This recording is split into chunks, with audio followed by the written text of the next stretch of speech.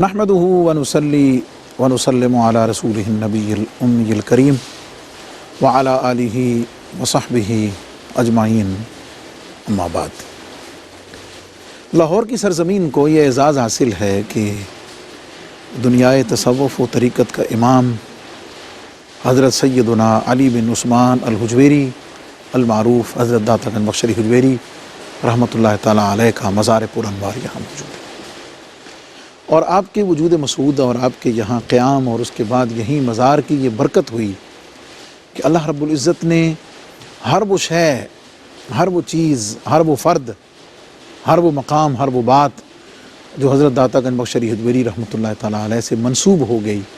اللہ رب العزت نے اس قبولیت اور مقبولیت کا فیضان بالواسطہ اس کو بھی عطا کر دیا جس کی نسبت حضور فیض عالم داتا گنج بخش رحمۃ اللہ تعالیٰ علیہ سے ہو گئی۔ اور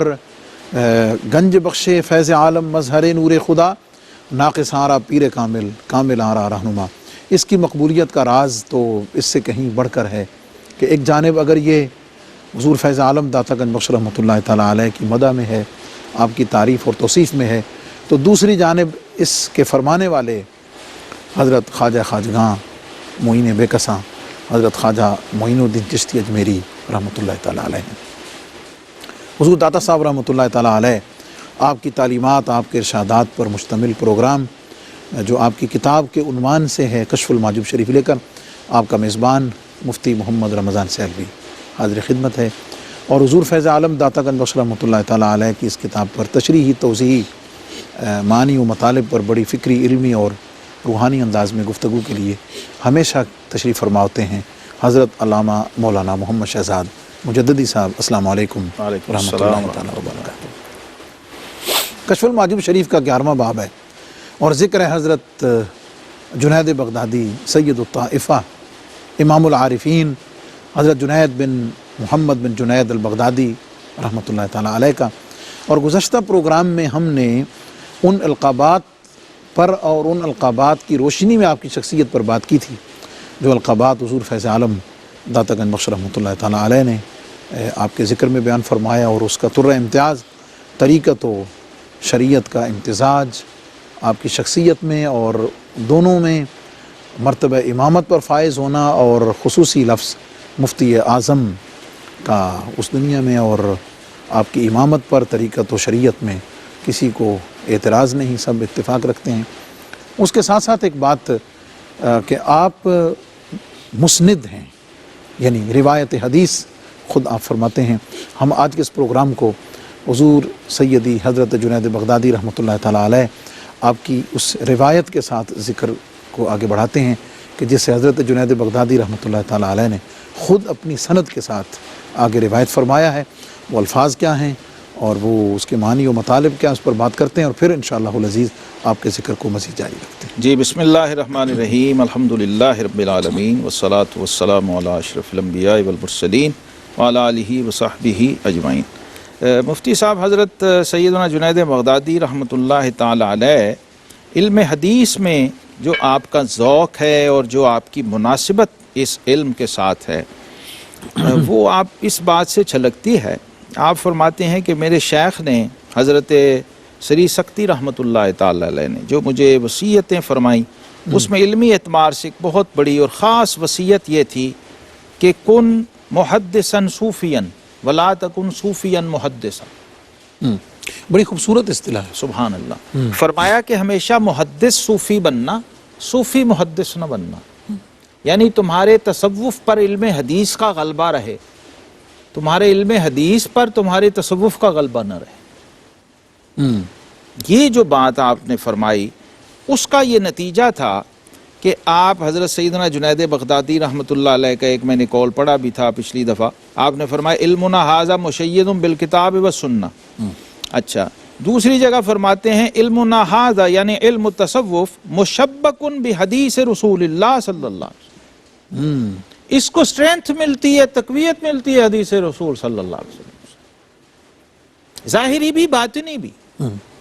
کیونکہ صحبت معنوی کا جو تصور صوفیہ کے ہاں ہے وہ غیر صوفیہ تو اس کو سمجھ نہیں سکتے کہ یہ ہے کیا۔ وہ کہتے ہیں کہ جب آپ حدیث کے ساتھ جڑتے ہیں تو گویا آپ معنوی طور پر حدیث والے سے جڑ جاتے ہیں. رسول اللہ صلی اللہ علیہ وسلم سے آپ کو بالواسطہ ایک نسبت ہو، حدثنا فلان اخبرنا فلان، یوں آپ صحابی تک اور پھر صحابی سے خود متکلم حدیث یعنی رسول اللہ صلی اللہ علیہ وسلم کی ذات گرامی تک پہنچتے ہیں. یہ اس کا نتیجہ ہے کہ حضرت جنید بغدادی رحمۃ اللہ تعالی علیہ کے جو شیوخ حدیث ہیں ان میں بہت بڑے امام الحدیث ہیں حضرت حسن بن عرفہ، امام حسن بن عرفہ رحمۃ اللہ تعالی علیہ. ان سے آپ نے احادیث کو روایت کیا ہے، اور اس کے علاوہ بھی بہت سارے شیوخ سے روایت کیا ہے جن کا ذکر آتا ہے کتابوں کے اندر، ابھی ضمناً ان کا ذکر آئے گا. تو حضرت خطیب بغدادی وہ بھی آپ کی سند سے حدیث روایت کرتے ہیں، حضرت جنید بغدادی سے. اور حضرت امام سلمی وہ بھی روایت کرتے ہیں، امام بہقی بھی روایت کرتے ہیں، امام ابو سعید المالینی جو خاص طور پہ صوفی محدث کے طور پہ بہت جانے جاتے ہیں، جن کی اربعینات وغیرہ اور حدیث پر جو کتب ہیں، اور امام ابو نعیم اصفہانی وہ بھی آپ کی سند کے ساتھ روایت کرتے ہیں. یہ حضرت خطیب بغدادی کی سند ہے جس میں آپ فرماتے ہیں اخبرنی ابو سعد المالینی قراءۃ قال اخبرنا ابو القاسم عمر ابن محمد ابن احمد ابن مقبل البغدادی قال حدثنا جعفر ابن محمد الخلدی. یہ حضرت جعفر الخلدی رحمۃ اللہ علیہ، آئندہ ان کا آگے ذکر آنے والا ہے، حضرت جنید بغدادی رحمۃ اللہ تعالی کے ارشد تلامذہ اور مریدین میں سے ہیں، اور ان مریدین میں سے ہیں جو آپ سے آگے حدیث بھی روایت کرتے ہیں، آپ کے آگے روات حدیث میں ہیں. وہ کہتے ہیں قال حدثنا الجنید ابن محمد عن الحسن ابن عرفہ،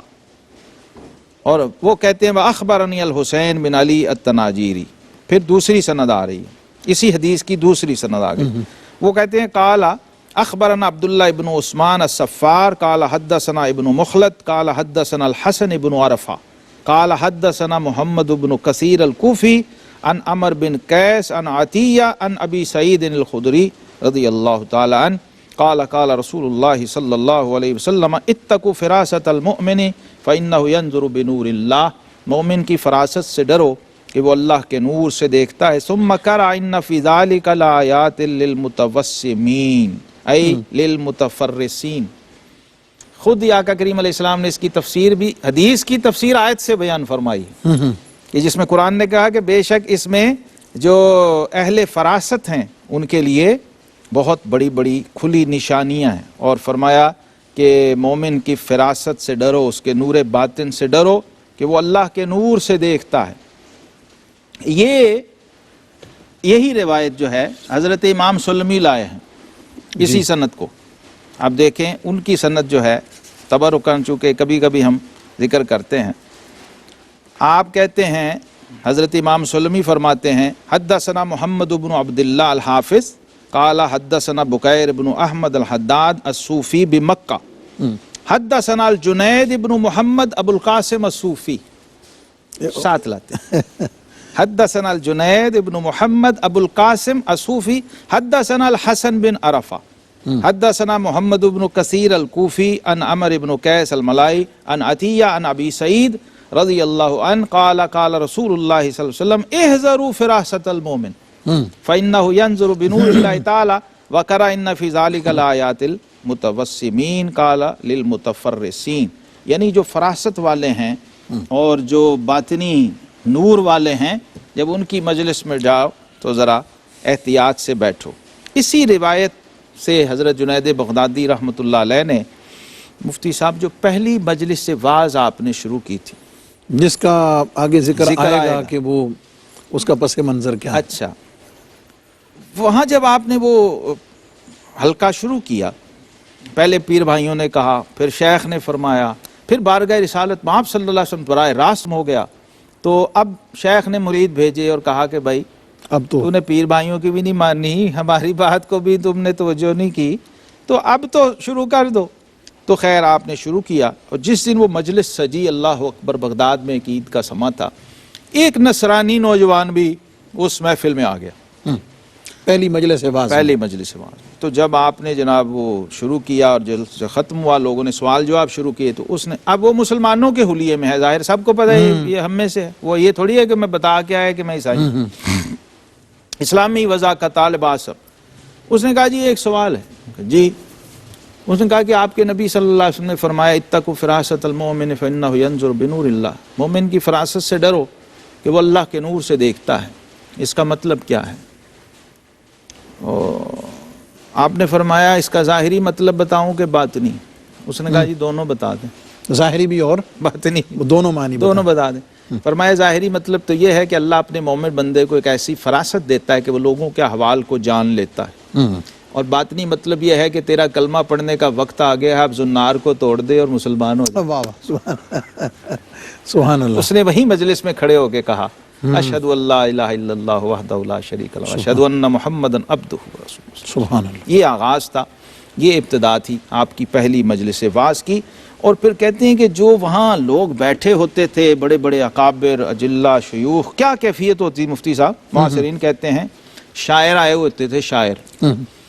شاعر اس لیے آتے تھے کہ فصاحت بلاغت کو الفاظ کا ذخیرہ اور کچھ لغت کی معلومات مل جائے گی.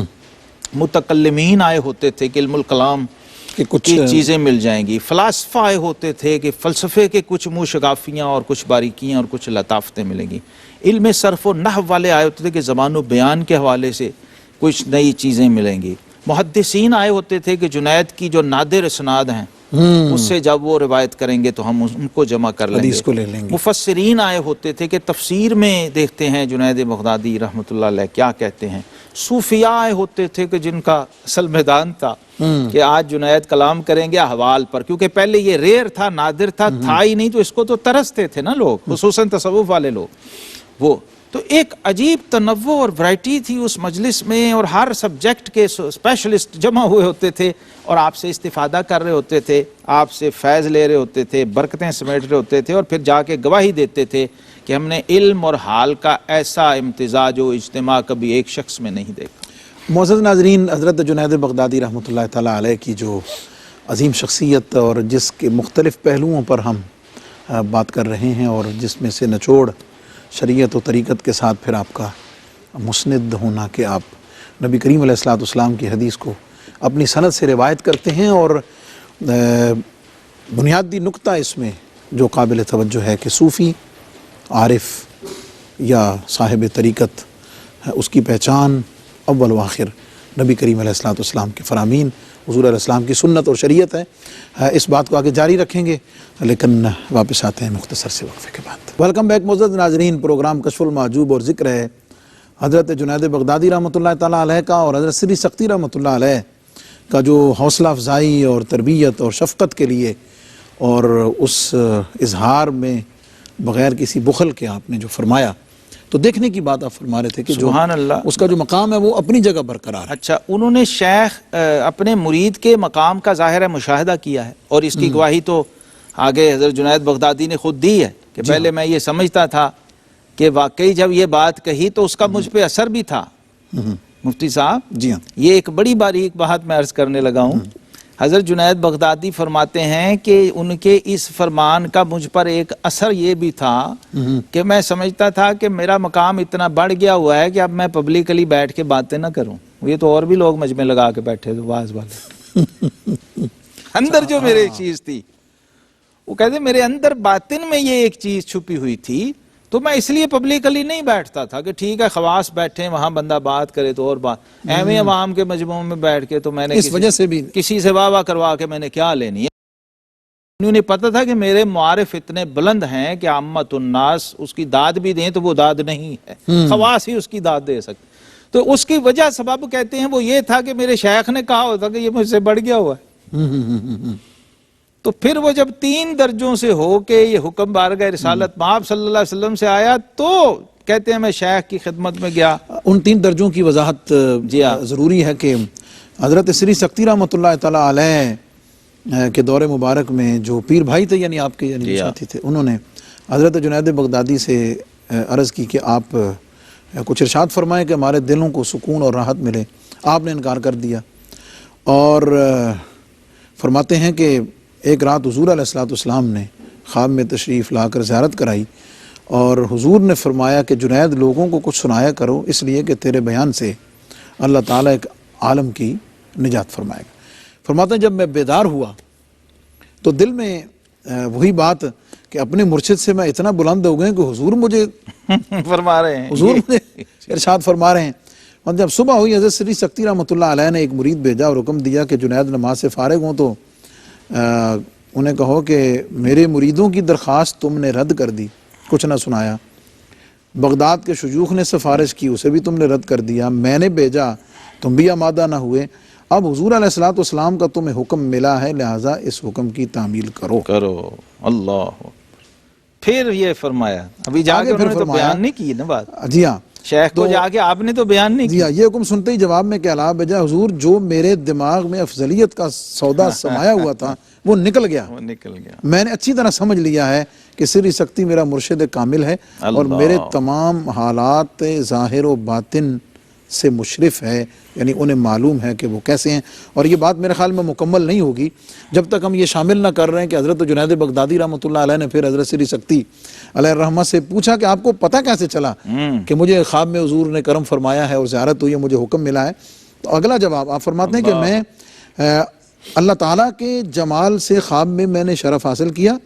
تو مجھے اللہ تعالیٰ کی بارگاہ سے اشارہ ہوا کہ میں نے اپنے حبیب کو جنید کے پاس بھیجا ہے کہ جا کے اسے حکم دو کہ مواز کرے۔ یہ دیکھیے اب حکم کہاں سے کس طرح سے،